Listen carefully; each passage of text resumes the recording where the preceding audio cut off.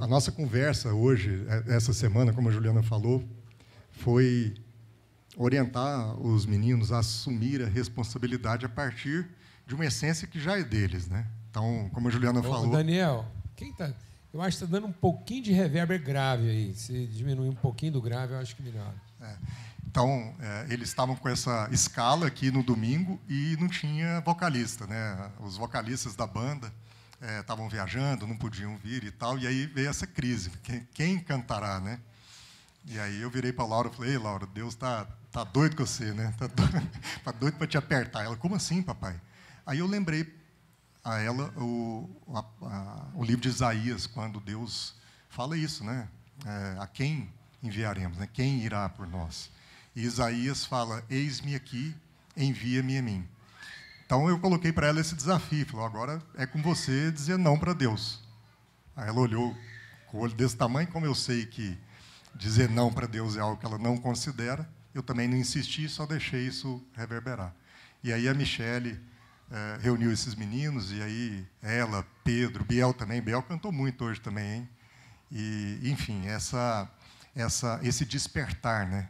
E de manhã a gente falou um pouco sobre isso, né, Paulo Júnior? Acho que o grande desafio de todos nós, não só dos adolescentes, e a gente tem tido essa vivência hoje, né, de compartilhar com eles e receber deles os feedbacks desses desafios adolescentes, mas também de ouvir deles os desafios que eles têm visto no grupo de adolescentes da igreja, o Resenha. E eles trazem isso para a gente, e a gente vê toda a confusão que existe hoje na mente dos nossos jovens, dos nossos adolescentes, sobre algumas questões que são essenciais, são fundamentais, mas elas não são diferentes das confusões que nós temos acerca de nós mesmos e acerca da nossa relação com Deus. Basicamente, essa confusão tem a ver com o seguinte: a gente entra numa crise profunda por não entender de antemão e de uma forma muito clara, de forma muito objetiva, questões que têm a ver com a nossa natureza de identidade, a nossa vocação e o nosso propósito, e os planos de Deus para nós. Então, as pessoas há milênios têm essa sede de conhecer, essa sede dessa eternidade que a gente não sabe explicar muito bem, mas que tem a ver com respostas a essas grandes perguntas fundamentais da humanidade. Isso tem a ver com a queda, que confundiu de forma catastrófica o nosso entendimento, e agora a gente vive como num transe caótico em que a gente dorme. E foi esse o diagnóstico de Paulo lá em Efésios, no capítulo 5, quando ele diz: vocês que dormem, acordem. Vocês que dormem, acordem. Então, Jesus veio despertar todos nós que estamos dormindo nesse transe espiritual ocasionado pela queda. E aí, o mesmo capítulo, o mesmo Paulo, um versículo adiante, vai dizer que quando a luz de Cristo desperta esses que dormem, as coisas visíveis passam a ser visíveis. As coisas que estão ocultas passam a ser visíveis. Não há nada oculto que não seja revelado. Então, todos os nossos atributos, todas as nossas qualidades, toda a nossa vocação, todo o nosso propósito, todas essas questões estão ocultas na nossa identidade essencial. E elas vão sendo reveladas na medida em que a gente desperta espiritualmente desse sono causado pela queda. Nós somos a humanidade que se rebelou contra Deus e estamos... Ou seja, o nosso verdadeiro invisível não vai se revelar, a não ser que haja a morte do nosso expectante visível. Então, nós temos expectativas a partir do que a gente vê que precisam morrer. Para poder surgir o invisível de mim. Então, quando a palavra de Deus diz que a fé é a certeza das coisas que ainda não se veem, não são seus visíveis que ainda não foram vistos. Porque, às vezes, a gente pensa que a fé é a certeza do que não se vê, daquilo que você vai ter, daquilo que você vai possuir, o casamento que você quer ter, a empresa que você quer ter, os filhos que você quer ter. Não, isso você já viu, só que estava na mão de outro. No fim, é uma cobiça. Sem perceber, você está cobiçando, às vezes, aquilo que você viu na vida de outro.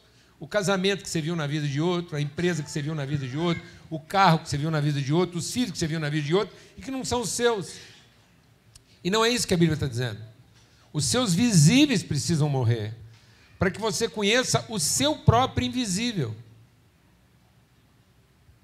A certeza do que ainda não se viu de você.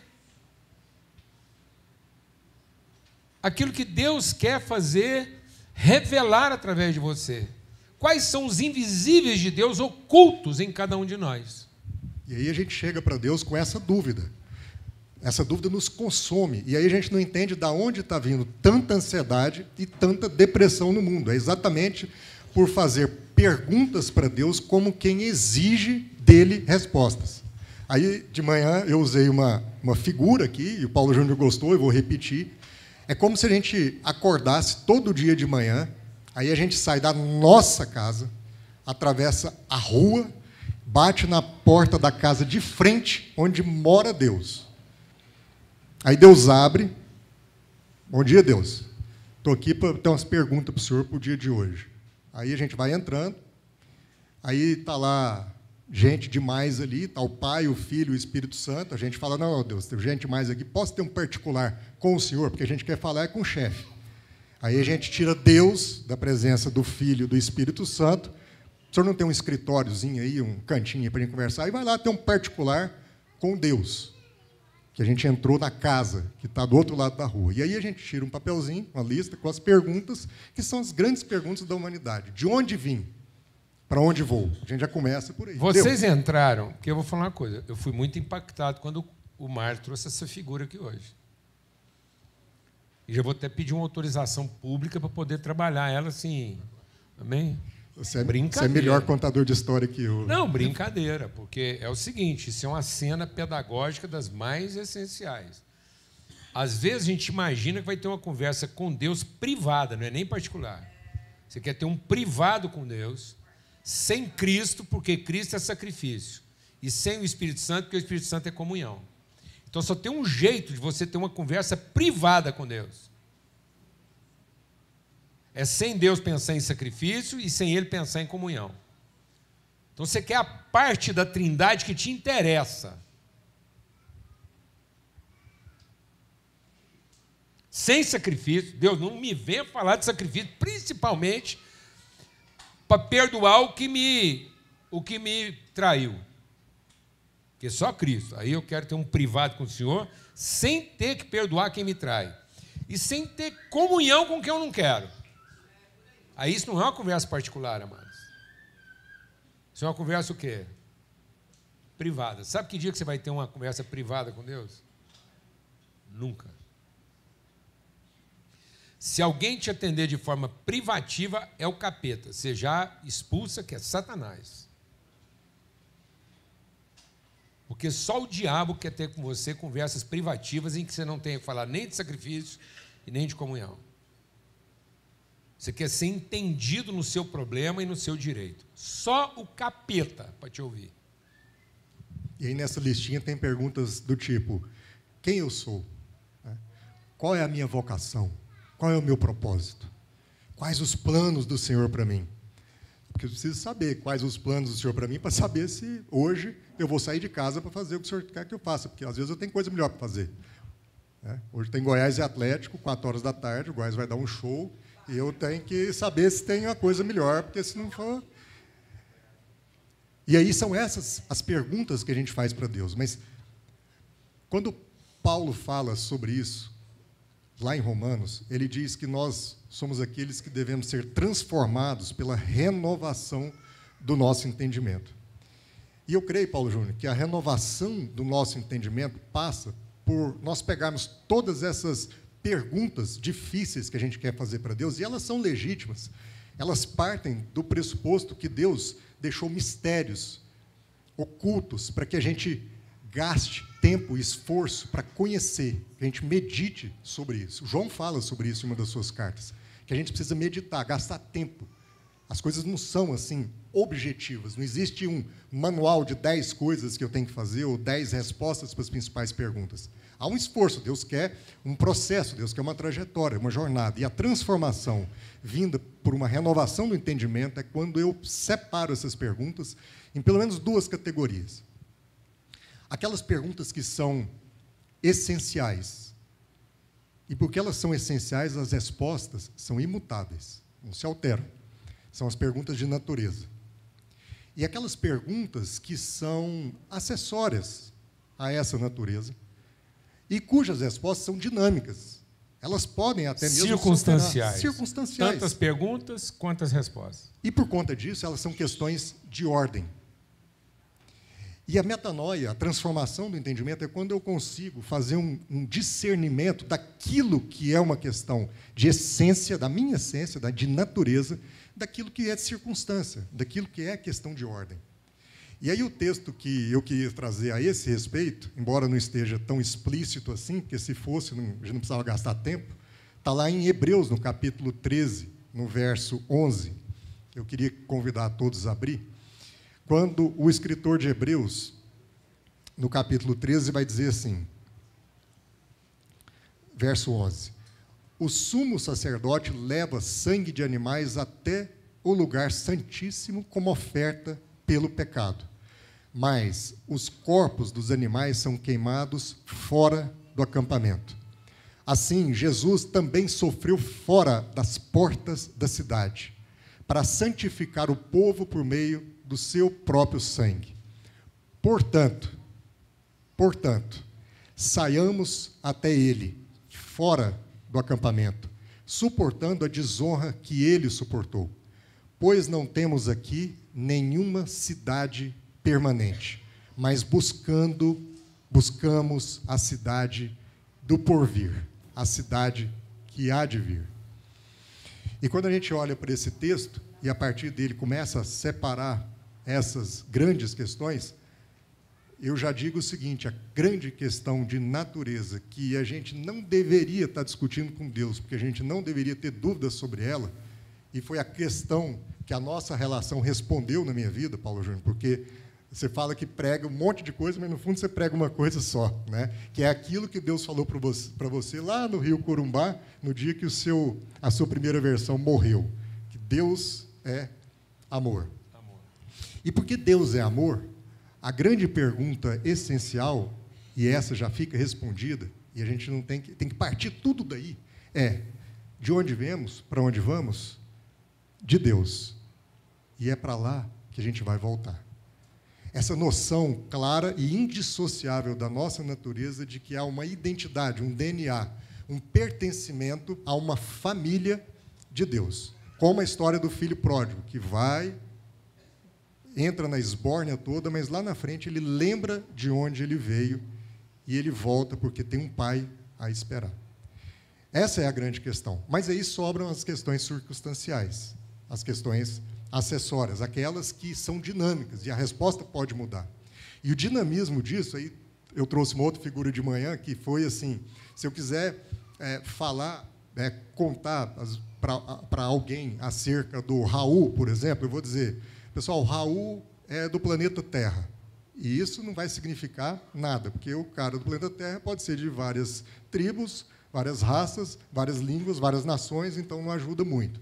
Se eu afunilar um pouco mais e disser, não, o Raul é brasileiro, já começa a fazer algum sentido, mas ele pode ser um brasileiro com um sotaque, diferentemente da imagem que você fez a partir dessa informação.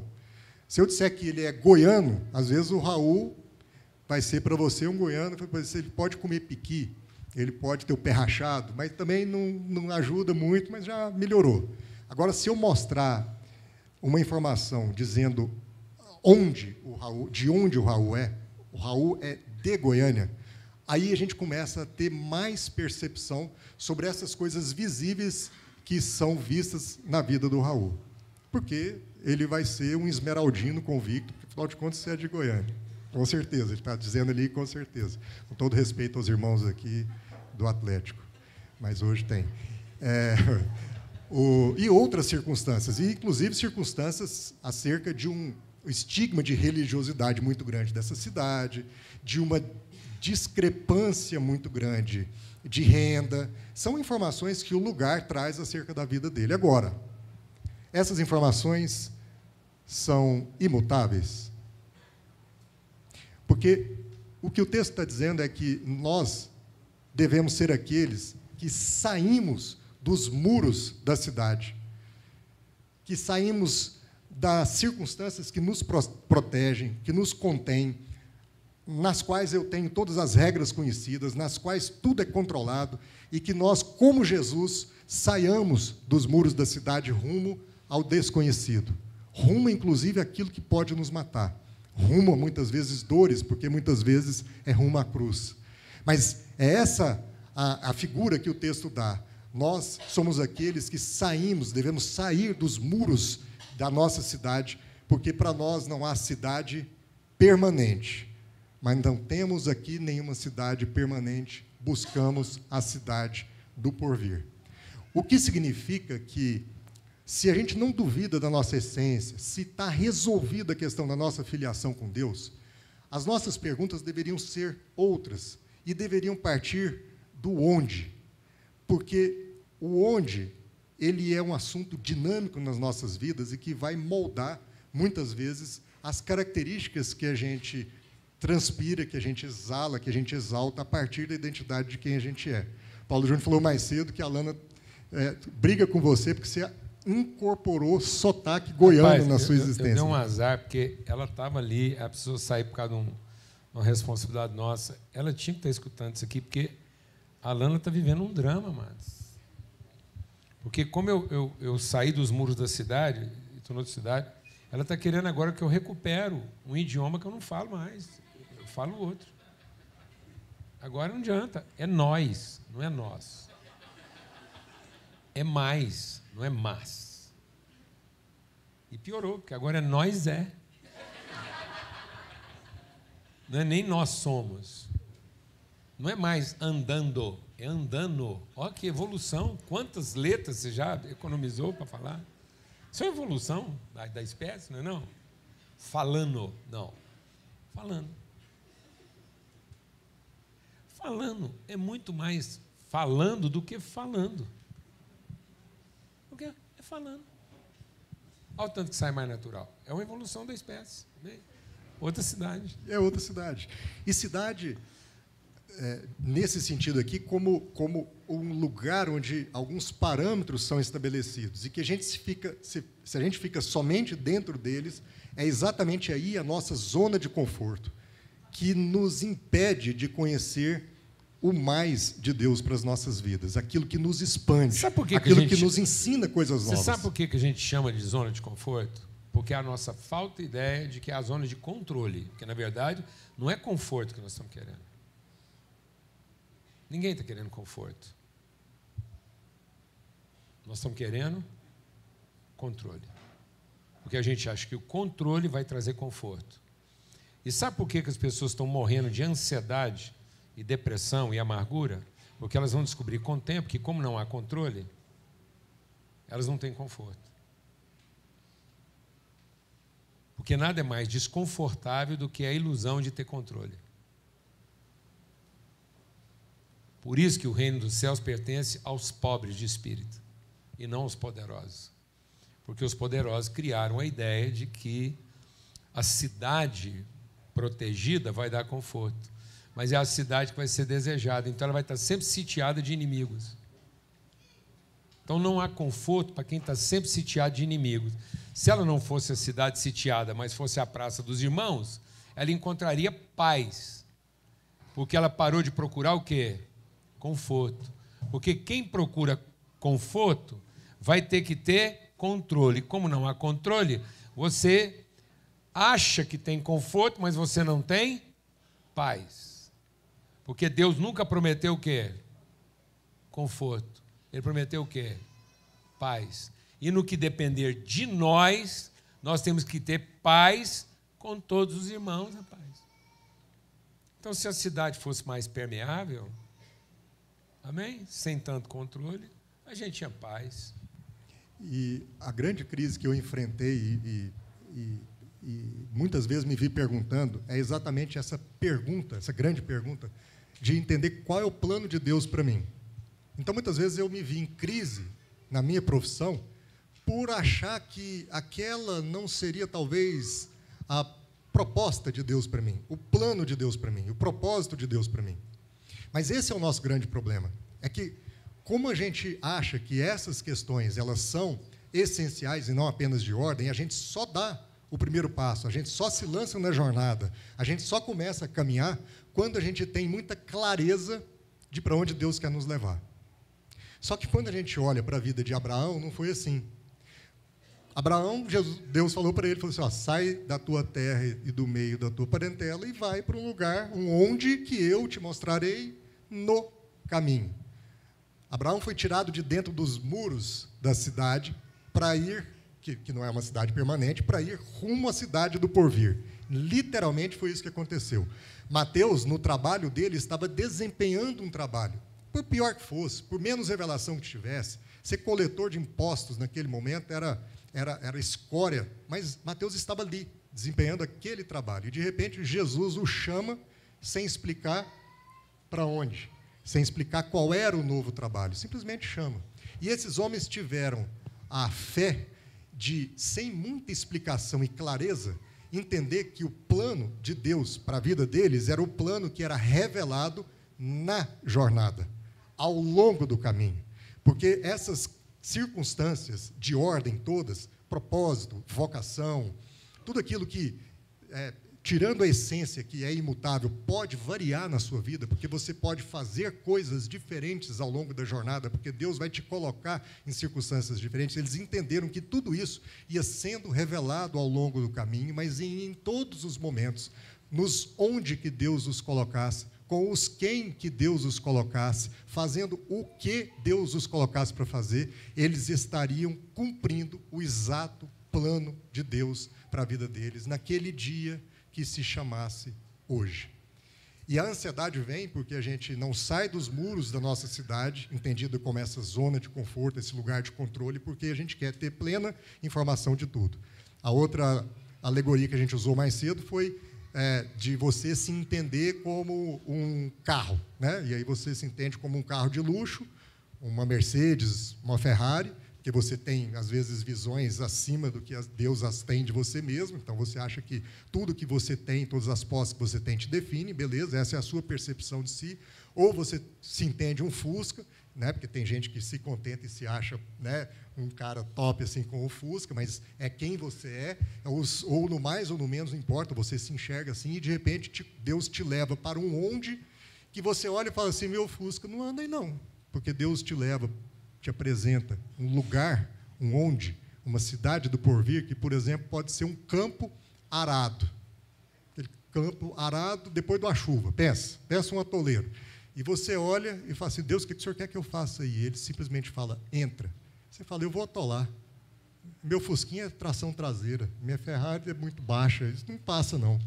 E aí, se você tiver a fé que Abraão e Mateus tiveram de simplesmente ir, você vai entrar nesse campo arado, molhado, que atola, e você vai ver que no meio do processo, tudo que é circunstancial, que é exatamente essa sua forma, vai como que passar por uma situação de Transformers. E aí, de repente, você que começou a caminhar naquele terreno novo, se vê agora um trator. Olha para trás, vê uma plantadeira cheia de semente. Agora, pronto, você está naquele lugar totalmente equipado para aquele trabalho que Deus te colocou para fazer. Por quê? Porque nós somos o quê? Um vaso na mão de um oleiro, que nos molda, que nos desfaz, que refaz, sem que isso altere a questão essencial. A nossa questão essencial não muda, nós somos filhos de Deus, é de lá que nós viemos, é para lá que nós voltamos, mas as outras questões podem mudar. Eu já fui um estudante, já fui comerciante, já fui um advogado de litígio, hoje eu sou um advogado negociador, como diz um amigo meu, eu sou um advogado banqueiro. Minha esposa já foi empresária, estudante, empresária, e hoje ela dirige uma organização sem fins lucrativos. E mudou a identidade dela? Não. Mas o Transformers de Deus foi mudando. Isso dói às vezes.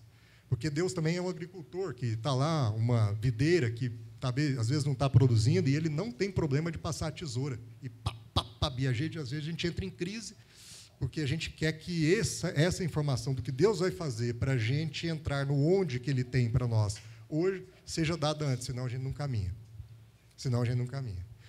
Então, qual é o grande lance aqui? É a gente entender, num domingo de Páscoa como esse, que a mensagem do Evangelho é uma mensagem que vem tratar uma realidade que todos nós temos. Romanos também vai falar, né? Nós somos como ovelhas levadas ao matadouro, ou seja, o nosso dia é feito de mortes contínuas. Todos os dias a gente sofre perdas, corações são partidos, relacionamentos desfeitos, sociedades rompidas, empresas nascem, empresas morrem, lágrimas e risos, todos os dias. Mas o Evangelho é sobre a esperança acerca dessas várias mortes. O Evangelho é sobre múltiplas ressurreições. A esperança que nós temos é a esperança de que num dia como hoje, o nosso mestre, que a gente cantou, é tudo sobre ele, que foi morto fora dos muros da cidade, ressuscitou. E essa não foi a única ressurreição do universo, e nem vai ser a última. E ela se repete na vida de todos nós a cada dia.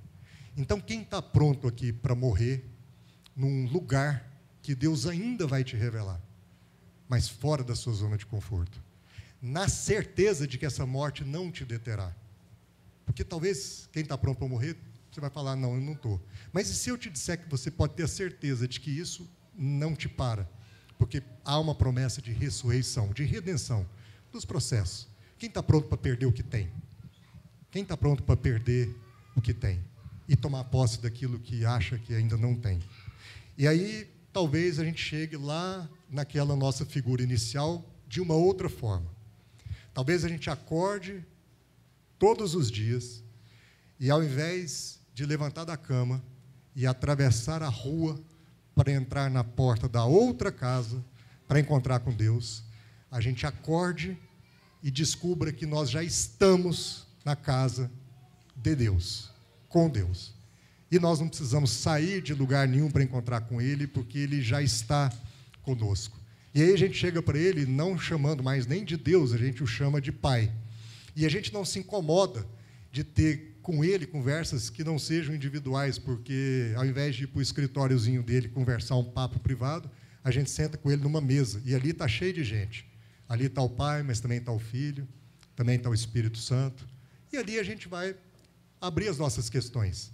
Só que agora, nessa nova realidade de uma mente transformada por esse entendimento do que é essencial e do que não é, porque as coisas que não são essenciais, essas questões de ordem, elas vão ser abaladas na nossa vida para que permaneçam aquilo que é essencial, que é essa nossa identidade de família de Deus, de quem já mora com Ele e não tem que atravessar a rua para encontrar com Ele. Todo dia você acorda, você pode ter essa conversa com Deus na mesa, tomando um café com Ele, e você vai virar para Ele e fazer as únicas perguntas que importam. Falar, Deus, e aí? Me conta o dia de hoje. Para onde nós vamos? Qual é a cidade do porvir que nós vamos hoje? Com quem nós vamos nos encontrar? E nós vamos fazer o quê? Talvez esse o quê ele nem te conte, mas talvez você comece a ter direção sobre o que efetivamente interessa, que é o que no dia de hoje Deus quer produzir através de você, nos lugares onde Ele quer te colocar.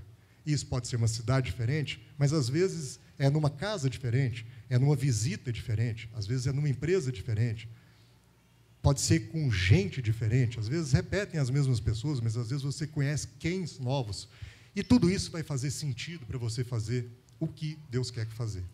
Então, a gente começou com o testemunho dos meninos. Eles, até semana passada, eram pessoas que tocavam, e agora eles já são pessoas que também cantam. E isso não mudou a identidade deles, simplesmente eles assumiram uma responsabilidade de fazer algo que precisava ser feito. Se não fosse isso, quem cantaria hoje? Eram eles os escalados. E Deus resolve dessa forma, chamando a gente para a responsabilidade. Né, Paulo Júnior? Se tem uma forma de a gente celebrar a Páscoa hoje, a ressurreição, é uma reflexão como essa. O que significa morrer e ser sacrificado fora dos nossos limites intelectuais, culturais, humanos, naturais. E, assim, é esse desafio de Deus nos arrancar a todos, de levar a nossa salvação para fora das estruturas que nós criamos. Porque, às vezes, nós estamos querendo que Jesus salve aquilo que faz sentido para a gente. Nós estamos querendo que Jesus seja salvador daquilo que nós estamos querendo salvar. E, no entanto, ele é salvador de nós. E para que ele possa nos salvar, ele tem que nos libertar daquilo que nós estamos tão apegados, achando que é a nossa salvação. Porque aquilo que a gente construiu como objeto de salvação é que está fazendo a gente se perder. Amém, amados? Por isso que é fora da nossa cidade, é fora da nossa estrutura. Então, onde fica a periferia da sua vida? O que você considerou periférico? O que você considera na sua vida que é essa sua zona de risco? Do que você está querendo se proteger? Do que você está achando que pode pôr tudo a perder? Do que você tem medo? E aí sabe o que acontece? Às vezes é lá nesse lugar que você tem tanto medo, tem tanta dificuldade, é lá que Cristo vai ser sacrificado, você vai ter que ir até lá com Ele. O sacrifício vai ser lá, na sua zona de medo, e não na sua zona de controle. Amém, amados? E eu vim para cá com uma reflexão hoje no coração, e esse esforço aqui, de sentar aqui e conversar, é um esforço de trabalhar com a congregação alguma coisa que esteja fora dos seus muros. Esse é um esforço. De trabalhar algo fora dos seus muros, dos nossos muros. E aí eu estava com uma palavra no coração, falei assim, meu Deus, mas uma palavra dessa num domingo de ressurreição, será que é isso mesmo? E aí quando o Marcos foi compartilhando e trazendo o testemunho dele, que faz tanto sentido, como essa casa foi arrastada o tempo todo para fora dos seus muros. E como havia, às vezes, uma inércia de fazer sentido dentro dos muros. E o tempo todo. Amém? A salvação esteve fora dos muros. Literalmente. Por causa do amor, da fidelidade de Deus, Ele não vai negociar isso com a gente. E aí o texto que estava no meu coração é o texto lá de Mateus, capítulo 19. Você não precisa abrir, não. Depois você vai lá, está lá. Ele não vai sair de lá, você só memoriza. Olha que você chegar em Mateus 19, você vai ver lá a história do jovem rico. A história do jovem rico ela é repetida em 3 evangelhos. E é exatamente os evangelhos que falam do aspecto visível do ministério de Cristo. Tem um evangelho que trata dos aspectos do quê? Subjetivos. É o evangelho de João. O evangelho de João trata do invisível de Jesus, sua natureza espiritual. Mas a narrativa dos outros evangelhos, dos outros 3 evangelhos, Mateus, Marcos e Lucas, eles quase que repetem os acontecimentos, eles repetem as palavras, porque é uma insistência em destruir os muros da nossa visibilidade. Eles são um evangelho que trata, inclusive é até interessante, porque você vai para os evangelhos lá do visível, os 3, aí às vezes eles tratam o mesmo assunto, narram o mesmo episódio com detalhes assim, um pouco diferentes. Você fala assim, mas será que é a mesma coisa? Porque ele já começa a quebrar o seu paradigma na narrativa. Glória a Deus, amado. Ele é fiel à história, mas não é fiel aos detalhes. Os detalhes parece que mudam, você quase acha que ele está contando outra coisa, mas não interessa.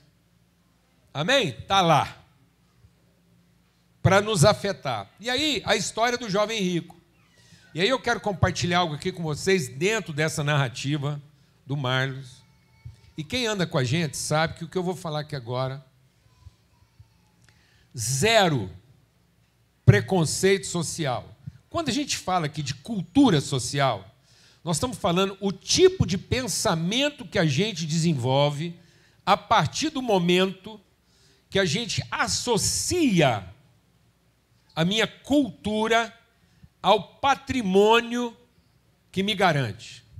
Então, como que a ideia de propriedade, como que a ideia de ordem pode conflitar com a minha noção de natureza? Então, nada afeta mais minha consciência de natureza do que transferir a consciência de natureza para a estabilidade da ordem. Por isso que todo mundo está procurando estabilidade da ordem, não porque isso representa prosperidade, mas é porque ele acha que isso vai resolver a crise de identidade que ele está vivendo. Porque quem colocou a ordem na frente da natureza foi o capeta, porque foi o capeta que disse para você, e ele vem falando isso para a humanidade desde Adão. Desde o homem que tinha Deus 7x7. Sabe quem tem a atenção de Deus 7x7? 24x24. era Adão. Sabe quem teve a mulher ideal e o casamento ideal? Adão. Sabe quem morava na cidade ideal? Que comia fruta ideal, sem bicho, sem tempestade? Sabe quem podia tocar uma empresa ideal, o único latifundiário do planeta? Tocando uma empresa sem concorrente. Adão. A mulher dele era tão ideal que saiu de dentro dele. Não foi parida por um sogro, uma sogra qualquer, ligada, ensinada na paiada lá, não. Era dentro dele. Não veio bagunçada, não. Entendeu? Não é uma mulher que ele teve que dar uma consertada, não. Ela já veio pronta. Entendeu, não, irmão? Porque às vezes você está procurando, achando que vai achar. Você está achando que o seu marido não presta porque ele não presta atenção no seu cabelo, que você fez uma sobrancelha, coloriu uma raiz. Tá bom. A Eva era casada com um cara que falou assim: que mulher bonita, osso dos meus ossos, carne da minha carne. Pensa um cara que prestava atenção em tudo, meu irmão. Mulher se achando. Só ela, para ele prestar atenção. Não tinha comparação se a Eva era gorda, magra, alta, baixa, a cor. Não tinha nem comparação. Falou: não, encontrei uma loira hoje, estou meio em dúvida da minha mulher morena. Zero. Entendeu, não? Deu ruim. Deu ruim.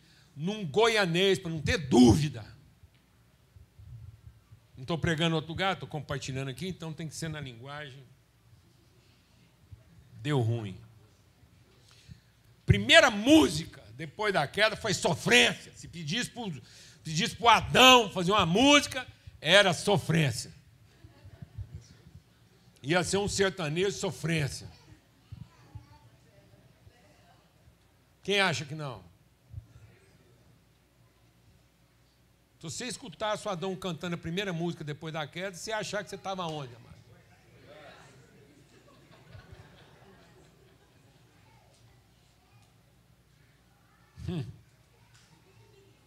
E achando que ela te traiu com bacana? Não, achando que ela te traiu com a serpente. Aí, tá vendo isso? Então, irmãos, tá vendo como é que Deus está querendo tirar a agenda onde? Dessa coisa. Quem ensinou a gente a ver a coisa dessa forma? Foi o capeta que falou para você: o dia que você fizer, então você será. O dia que você acertar, você vai ter a felicidade que você quer, que você tanto procura. E Deus falou: rapaz, sai dessa onda aí, sai desse negócio aí. Amém? E aí o texto aqui fala de quem? Presta atenção. Mateus 19 vai contar a história de quem? Do jovem rico. E agora sim eu quero falar de uma coisa que tem a ver com cultura social. Não tem a ver com padrão social. Mas tem a ver com o quê? Com cultura social. Tem a ver. Por que não era um velho rico? Eu vou te falar porque às vezes não era um velho rico. Porque se fosse um velho rico, estava era bêbado às vezes. Doido. Caduco. E sozinho. Que é isso que acontece com a maioria dos velhos ricos. Maioria. Sozinho, tenta bater papo com um estranho. Por que a crise é de um jovem rico? Porque alguém ensinou para ele que o sentido da vida era ter muita propriedade. E aí esse jovem rico veio pedir de Jesus o quê? Uma receita. O que eu tenho que fazer para ser salvo? Não se iluda, muita gente acha que os jovens estão tendo problema com Deus. Não é. Não nasceu um jovem que tem problema com Deus. Eles estão tendo problema porque eles não acharam a receita. Eles estão procurando o quê? A receita. E a receita que deram para eles não funciona. Qual foi a receita que deram para eles? Seja dono da cidade. E Jesus está chamando ele para quê? Para fora da cidade. Estão me entendendo isso aqui ou não, amados? Por isso que os nossos jovens hoje são campeão mundial de ansiedade. Os jovens do hemisfério norte são campeões mundiais de depressão. Por quê? Porque quando o jovem rico vem conversar com Jesus, Jesus fala assim: cumpre a lei. E foi isso que eu já faço.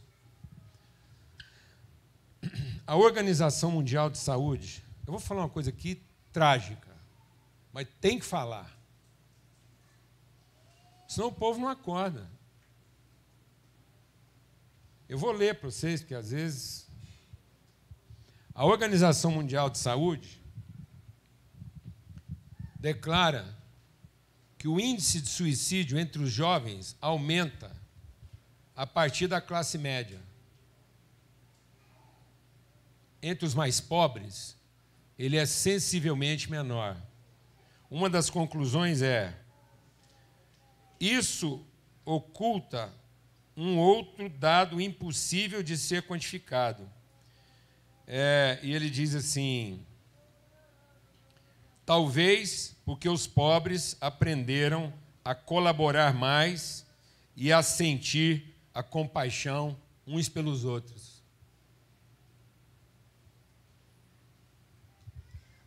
Posso dar um outro dado para fazer, Claro. com um tempero? Capa da Economist dessa semana.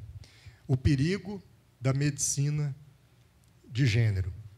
Nos Estados Unidos, em 2021, havia 42 mil crianças e adolescentes com disforia de gênero. A criança que está desconfortável com o sexo que ela tem. Ou que acha que tem. Ou que acha que tem. Esse número é 3 a 4 vezes maior do que 2017.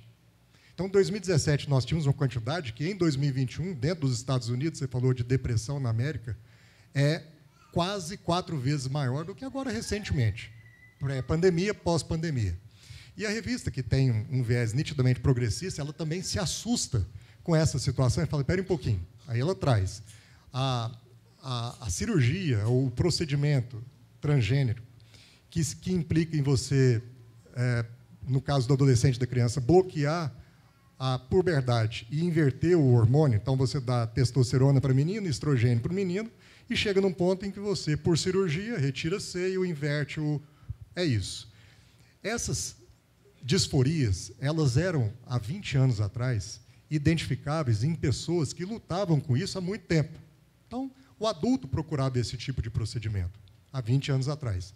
O dado de hoje é que, cada vez mais, são crianças e adolescentes e meninas que estão confundidos na sua essência e buscam resolver esse tipo de situação. Agora, qual é o principal problema? A revista diz assim: esse tratamento é para alinhar o corpo daquele jovem àquilo que ele acha que ele é. Tem direito. Tem direito. E aí, pasme. E os pais apoiam porque preferem ter um filho que seja convicto naquilo que ele é, a ter um filho homossexual. Olha que confusão. Quer dizer, os pais... Ele prefere ter conforto. Ele prefere ter conforto. E aí como é que ele vai ter conforto? Controlando. Aí eu converso com uma pessoa em crise de sexualidade, assumiu a sua condição heterogênica, e aí ele quase tira a vida dele, porque ele foi traído.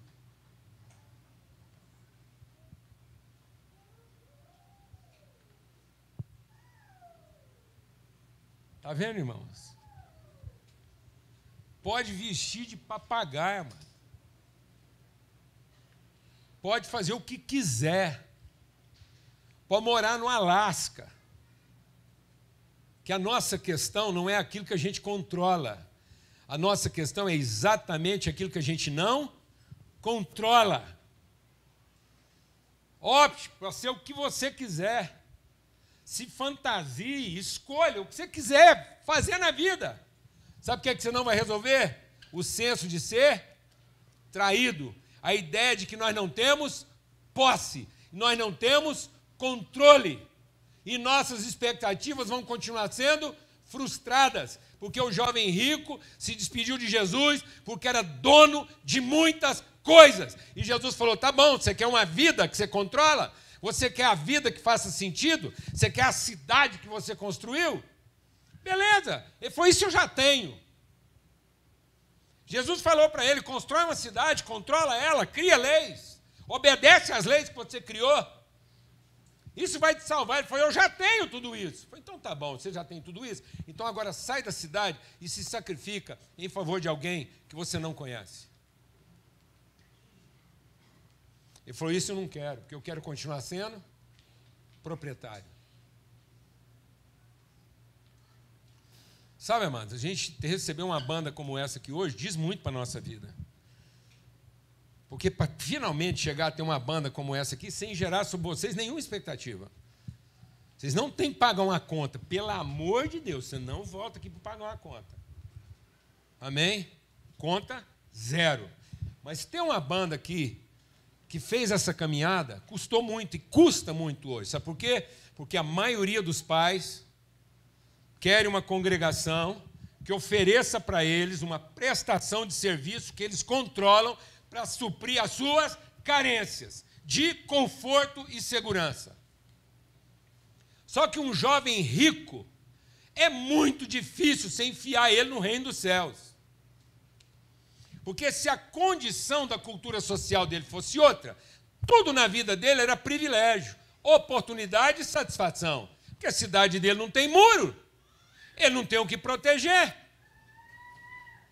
Mas nós aqui estamos ensinando nossos filhos a gastar o tempo deles construindo uma cidade que os proteja. Então, só tem um jeito de satisfazer um jovem rico. É arrumando alguém que preste para ele o serviço que ele precisa para ele continuar construindo a cidade, enquanto o outro faz para ele o que ele precisa. Enquanto ele cuida do que interessa, o outro faz para ele o que ele precisa. E aí esse outro nunca será seu irmão.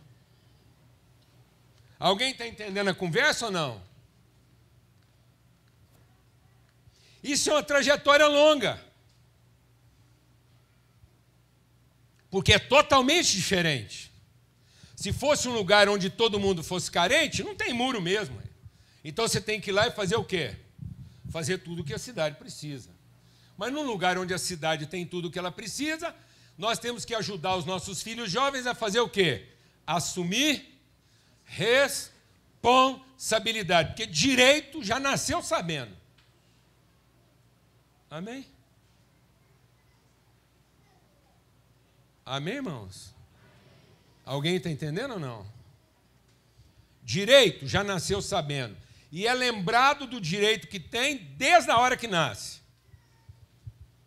Porque já nasceu segurado para tudo. Antes de nascer já está o quê? Segurado. Só nasceu depois que estava o quê? Segurado, porque por acidente não nasce, é abortado antes. Ficou preso numa camisinha, num anticoncepcional, em qualquer outro lugar. Papo reto. Domingo de ressurreição. Só nasce aquele que pertence à minha zona de quê? De conforto. Até que a gente descobre que ele até nasceu quando você achou que estava pronto. E depois você descobre que a única coisa que não estava era pronto. Porque ele vai trair coisas que muitas vezes vão frustrar e trair as suas expectativas. Glória a Deus, amado. Aleluia.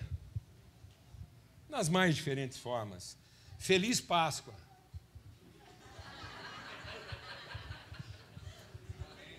Libertação, amados.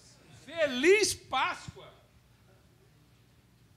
Glória a Deus, para a gente não ficar refém.